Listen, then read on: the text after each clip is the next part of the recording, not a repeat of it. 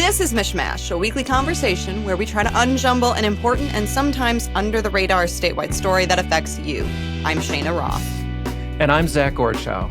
Zach, business groups are mounting a big effort at the state capitol. In fact, I was just having breakfast with a Lansing insider, and she told me that this is probably the biggest issue going on in the city right now. And what it is they want to change a new minimum wage law that takes effect in February. What is going on? Well, it's a 6-year story in the making. 6 years ago, a group of activists circulated petitions, as Michigan law allows, to bring a proposal before the legislature, amending law, to raise the minimum wage. And perhaps even more significantly, eliminate the lower minimum wage for tipped employees like servers at restaurants and people who deliver food and so forth. And that was put on hold back then, 6 years ago. The Republicans who controlled the legislature at the time, at the behest of the business community, overrode that statute. And it was only this past summer the Michigan Supreme Court said the legislature couldn't do what it did, and that old 6-year law was coming back into force starting in February.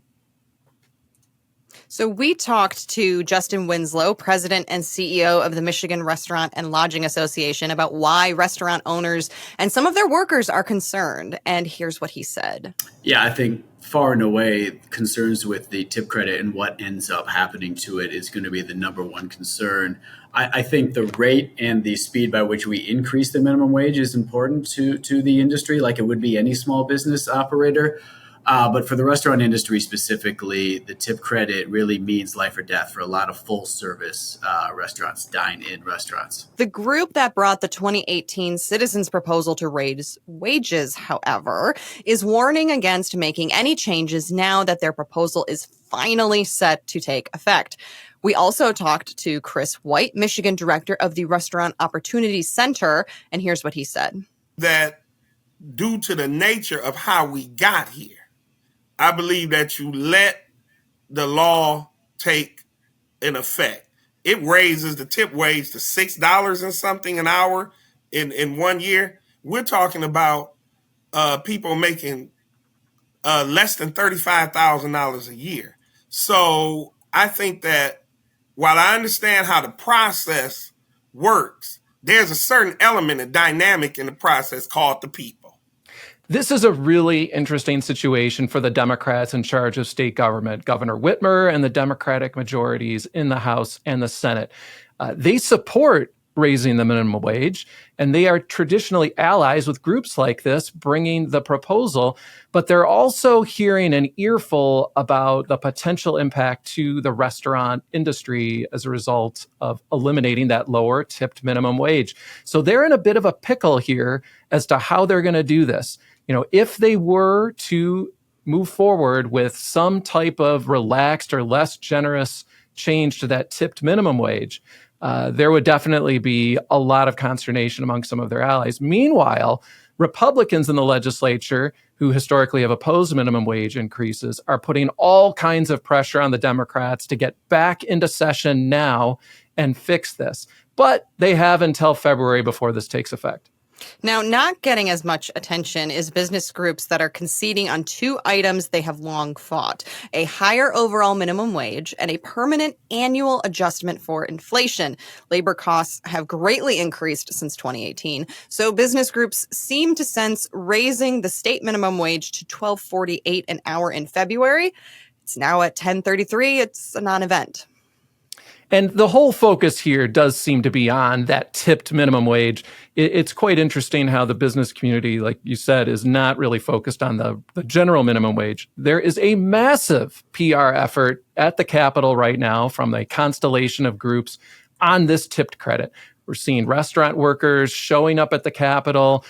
Reporters' inboxes are flooded with press releases. And what's interesting is so far there's been no counteroffensive from the group that supports this law to get rid of that lower tip minimum wage for servers and other tipped workers.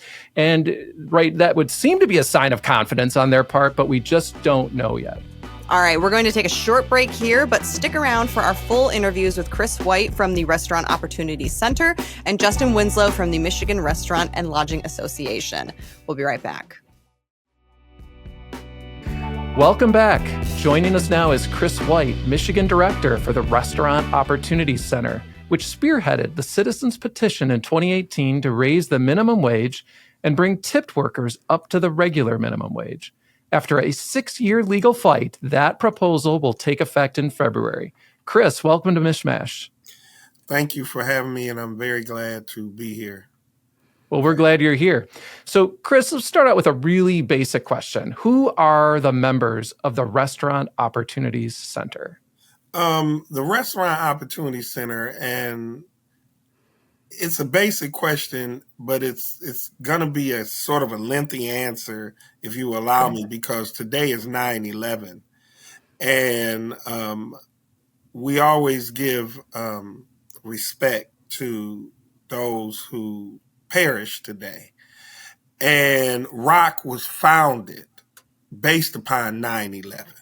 It was founded because the founder of Roth worked in the World Trade Center, and he was on the subway on the way to work, and he got a call, and he switched shifts, and he worked at Windows of the World, which was on the 90th floor, and he switched shifts with some other workers, and all his colleagues perished in the Trade Center attack.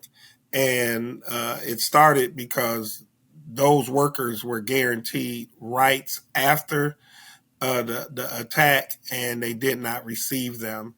And he started Roth, and it grew to where we are today. And we view this fight for minimum wage as a continuation of that struggle that even started on 9/11. So 9/11 is a very special day for our organization, as with the rest of the country. And I am thankful to be here on this day to tell that story. But Roth is restaurant workers.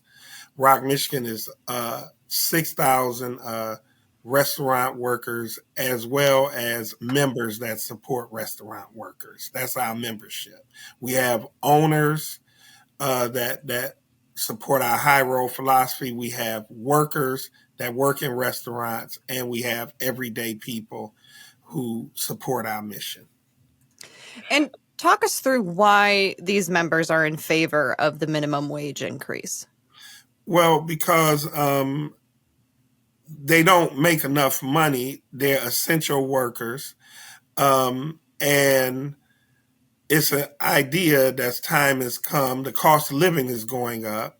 So wages should go up with that cost of living. That's why in 2018, we launched the Citizens-Led Initiative. So it was led by workers, citizens, and everyone else. So they support the wage because it's not enough to live off of. And I think that all of us on this call could use a little more money. So there's a proposal from a state senator, a Republican named Thomas Albert, in the legislature, that would instead slowly raise the minimum wage to $12.05 by 2030, instead of what would be a much more rapid increase in February to that number and then some.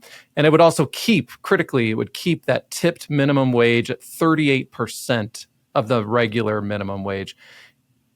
We know this is probably not something you all see as a fair compromise. Why not? Well, because the pandemic, wages are some restaurants are already paying well over $12 an hour already. So what this senator is proposing will take us back. And it doesn't even align with the cost of living adjustment and increase that it costs just with gas alone and food alone. So we view any attempts to cancel out the gains as that we fought for as a setback. And we're hopeful that the Senate does not take up that proposal, because we feel that the court has spoken and it's an order. And let us follow that order and let the administration implement that order. Now, you know what restaurant owners are saying. They're saying if you force us to pay people $13 an hour instead of $3.88, we'll have no choice but to dramatically raise menu prices and or lay off workers, that customers were willing to pay tips to bring them up to the minimum wage, but won't be willing to pay double what they pay now for menu items. What is your reaction to what they're saying? Well, I say some restaurant owners, because we have several. I was on a panel with two that already pay $16 an hour, and they already tip pool and all of that. And then Yum Village in Detroit, and all the restaurants in the city of Detroit between Milwaukee and Grand Boulevard, they all pay a minimum wage, and they pay their waitresses more. So that's we view that as a portion of restaurant owners, not all restaurant owners. And we understand that their lobby, and that's their job. But we're hopeful that they will come on board with us and participate in the phase in of the new wage. So many, many years ago, more than I care to say, I delivered pizzas, made the tipped minimum wage, which at that time was about $1.60 compared to the regular minimum wage of $4.25 an hour. And with tips at the time, I was pulling in about $10 an hour, so more than double what the minimum wage was then. You know, there's a lot of folks out there we keep hearing from who are saying, this is going to cut my take-home pay if I'm being paid $13 an hour and no one's tipping me. Why is that fair? How is this going to work out? What about those folks? I'm saying this as a consumer. I'll take my rock hat off and put on my consumer hat on. And I have never asked a waiter or waitress how much they make an hour before I tip. I tip based upon service. I think that that's a tactic of fear. And I think that if you ask the everyday citizen, do they know how much a waiter or waitress makes an hour? They would assume that they make minimum wage like everyone else. And I'm willing to bet you, and we're going to find that out because we're going to put it to the test. And you heard it here on the podcast that we're going to do a poll and find out how many people actually know how much a waiter or waitress makes. And if they knew how much a waiter or waitress makes, they would probably be stunned. So I don't believe that we tip based upon what they earn. I believe we tip based upon service, just like we tip our barber, our beautician, our nail tech, and so forth. So should the legislature and Governor Whitmer decide to keep some version of a tip minimum wage, it will be Democrats, historically allies of your members, taking that action. How would that sit with your members? Well, what it would show is what it would do, it would damage public trust.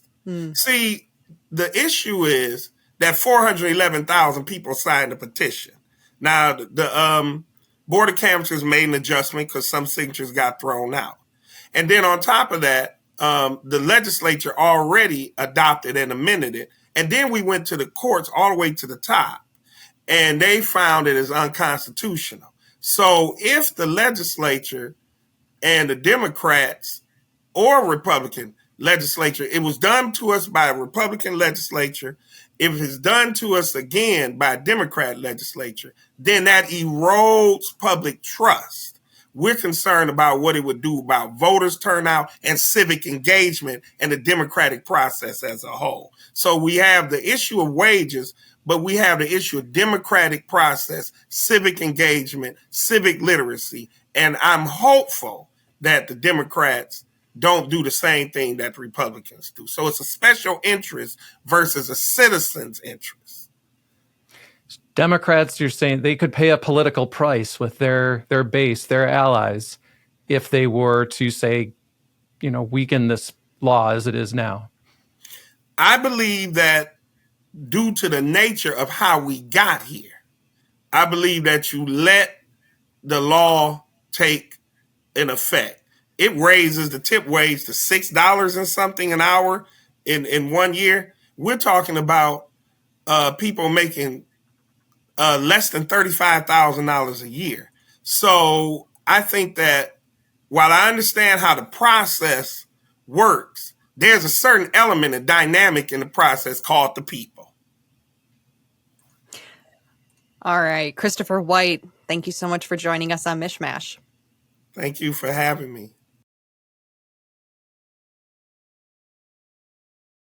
And we're back. Joining us now with a different perspective on the minimum wage law set to take effect in February is Justin Winslow, President and CEO of the Michigan Restaurant and Lodging Association. Justin, welcome to MichMash. Hey, Zach. Hey, Cheyna. Thanks for having me. We're excited to have you here. So, Justin, let's start off with a very difficult question. Who are your members? Well, we have about 5,600 members at the association. So everything in food service you can imagine, from cafe to fine dining and everything in between, full service, quick service, is a member, as well as hotels and motels and resorts across the state of Michigan, high end to as cheap as they come, all members of the association. So, Justin, what is your members' main concern with increasing the minimum wage, as will happen in February after the recent Supreme Court ruling? Yeah, I think far and away concerns with the tip credit and what ends up happening to it is going to be the number one concern. I think the rate and the speed by which we increase the minimum wage is important to the industry, like it would be any small business operator. But for the restaurant industry specifically, the tip credit really means life or death for a lot of full service restaurants, dine-in restaurants. Justin, can you break it down for us? What is the tip credit? How does it work? How is it different than your standard minimum wage? Sure. Michigan is one of 43 states that operate with a separate and lower tipped minimum wage for tipped employees, as long as the tips make up at a bare minimum the difference to get them to the full minimum wage. So in Michigan, it's $10.33 right now. 38% of that figure is what the tipped minimum wage is. The difference between those two is what the credit is. But we always educating on the fact that you always have to pay employees a bare minimum of the full minimum wage of $10.33. It's just really, really rare that a server isn't making at least $10.33. Most of them are making something closer to $30 an hour. Now, Justin, your organization released a survey recently saying that 2/3 of restaurant operators would lay off employees if the proposed changes were to take effect. Can you explain to us how you went about this survey and talk to us more about this potential impact that your survey is saying? Sure. Robust survey of our membership and a really huge response to it. So you heard from every segment of the industry, but when we say 40 to 60,000 jobs lost from the loss of the tip credit, that's from 1 in 5 restaurants saying, one in 5 full service restaurants saying they're just going to shut down. They're hanging on the edge right now. Inflation has hit them too hard and they're not profitable right now, which was the most shocking thing to me. Is 40% of our restaurants said that they aren't profitable at all right now. That's not a recipe for success long-term, basic business sense. So starting from that point, knowing that 1 in 5 are going to close, you're going to lose a series of jobs right out of the gate for those who just don't think that they can hang on in a non-tip credit environment. And the rest is remodeling the business. So I call it the Panerification of the industry, right? Where there's a lot of counter service and then you can come up and pick it up when it's ready and they'll bring it back to you. So, Justin, of course, not all tips are created equal. Some people tip 15%. Some people tip 25%. Sometimes it's on a bill of $40. Sometimes it's on a bill of $250.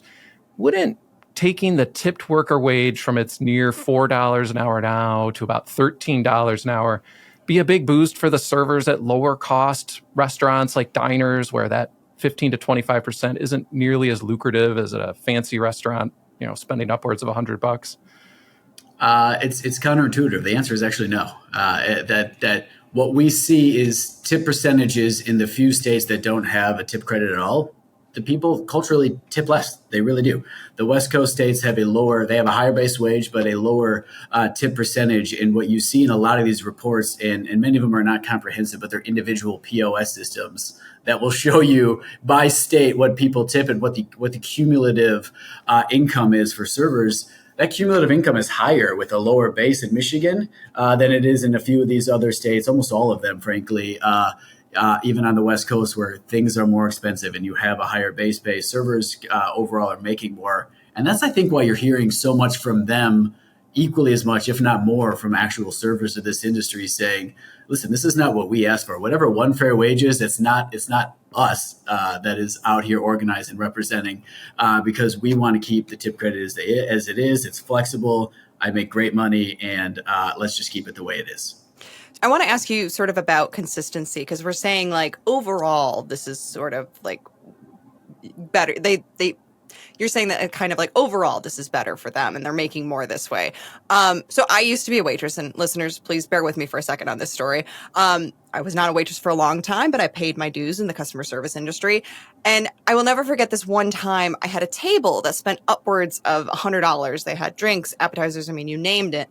And then they tipped me below 10%, and they were kind of known by the crew to do this. And what a lot of people don't realize is that in certain restaurants, and in the restaurant I worked in at the time, the wait staff does not get to keep all their tips. I had to pay out the bartender, the hostess, the kitchen. And that's based on the total of the bill, not on how much I actually got tipped. So when I did the math, I had actually paid to serve this table. And I say all of this to ask, is there something to be said for a more reliable wage versus tips, which are at the discretion of the customer, who may not understand that the worker is relying on the tip for their wage, or that, you know, they might not get all of their tip, and instead think if service wasn't what they wanted, or they just don't believe in tipping, they will punish them with a small tip or no tip? Well, I'm sure that is the perspective of someone somewhere in this service industry, that everyone has had that experience. I was a server at several places in and around the Lansing area during college as well, and I could share a similar story. But they'll take that variance almost every day of the week because it's usually a much higher upside opportunity. And don't take my word for it. We also commissioned a study that we didn't do, that we hired a third party to do, to understand sentiments of the industry, because they'll call us anecdotally, even though we represent operators, not servers, and want us to champion this issue on their behalf. But we wanted to understand what they think about the issue. And when 85% of them say they prefer this status quo with the variance, we take them at their word. And I think the reason is the upside opportunity to be an entrepreneur, to make that kind of cash, is when they bring it, they usually get rewarded well for doing their job well. And they'll take that over consistency with a lower ceiling every day of the week.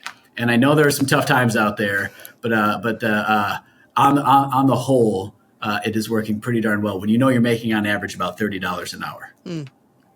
So, Justin, of course, you know this is a long story to how we got here. 6 years in the making. It started out with the petition proposal, which is the one that's going to take effect in February. But the legislature, with the support of your organization, changed it in the fall of 2018 to essentially keep the old law in place. Not exactly, but it made sure that tipped minimum wage stayed in place.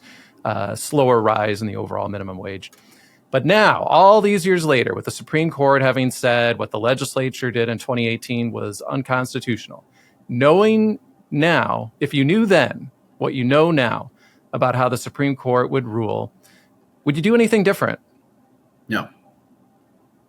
And why not? And because the same reason servers are actively engaging with and asking the legislature, which happens to now be run by Democratic majorities in both chambers, they're making the same request and telling the same story in 2024 that they told in 2018, which at that point had a Republican majority leadership. Republicans were being responsive to what they were hearing from the workforce aggressively and in large numbers. I remember the day that Adopt happened back in 2018, and there were 350 servers that came to the Capitol that day to make the point clear of where they stood on this issue and what they wanted the legislature to do and why.